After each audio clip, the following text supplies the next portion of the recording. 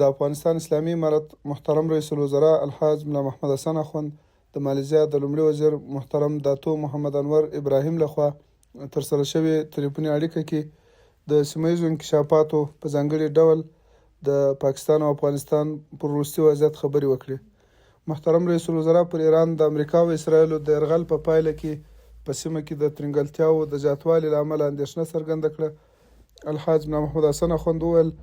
د افغانستان اسلامي امارت اصولي موقف واضح دی چې د تفاهم او ګډې همکارۍ له لارې د مشکلاتو پر حل باور لري او زیاته کړه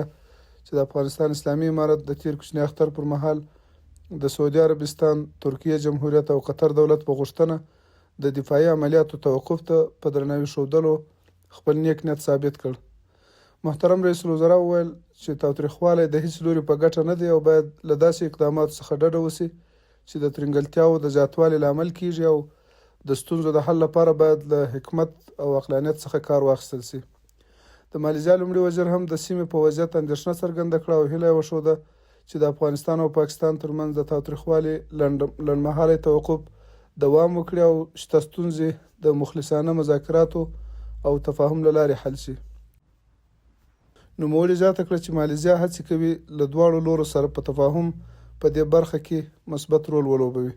په پای کې د هیواد رئیس الوزرا د مالیزیا د لومړي وزیر له هڅو د مننې ترڅنګ